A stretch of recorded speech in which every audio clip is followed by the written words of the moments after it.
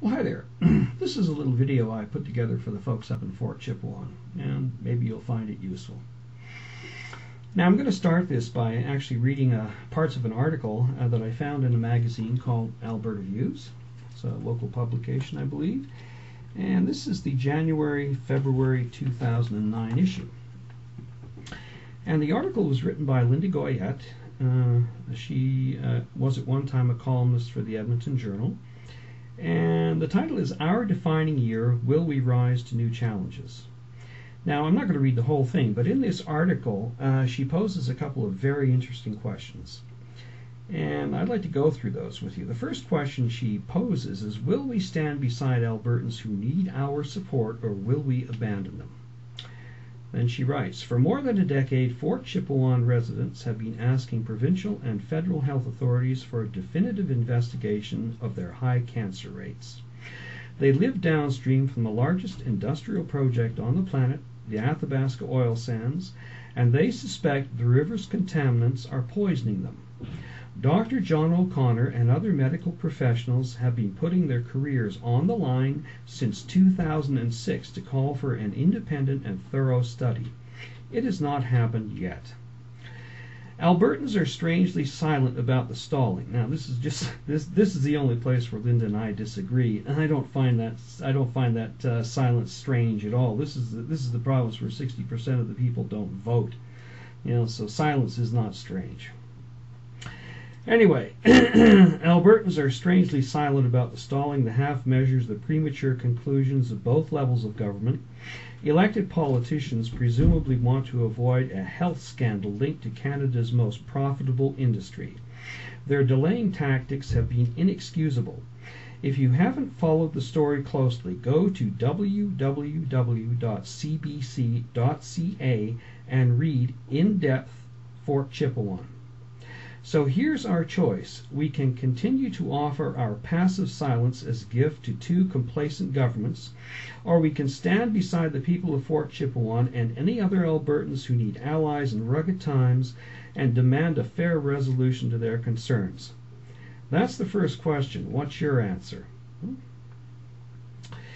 Now, the second question. Will we inform ourselves about tough problems, or will we choose ignorance? That's a good question. It is so very easy for Albertans to tumble backward into the defensive position when critics start talking about dirty oil. We can avoid the discomfort of books such as Andrew Nikiforuk's Tar Sands or William Marsden's Stupid to the Last Drop. For reassurance, we can pick up a copy of the Herald or the Journal on any day of the week for a blistering counterattack on reality. We can laugh along with Journal business columnist Gary Lamphier as he mocks eco-warriors and oil sands bashers and oil sands haters. Just stop here for a second. I actually, before I went into medicine, I graduated in ecological sciences. Gary Lamphier is a business columnist, and I suspect that his knowledge of ecology and environmental matters is probably equivalent to that of my cat. So I wouldn't give him too much credence. We can retreat from every environmental problem to the safe haven of Alberta's oldest rationalizations. Economic growth comes first. Outsiders can't tell us what to do. We own our oil and gas, so go away. All criticism is an exaggeration of life. Alberta's environmental policy is the finest in the world. Case closed. Yeah, Alberta's environmental policy is the greatest in the world. That's why we have the whole business around Fort McMurray with all the tar sands, places like fucking Chernobyl, Okay, so that's the problem. All right, now we have these people up in Fort Chipewyan who have been fighting for years to try and get a resolution to this.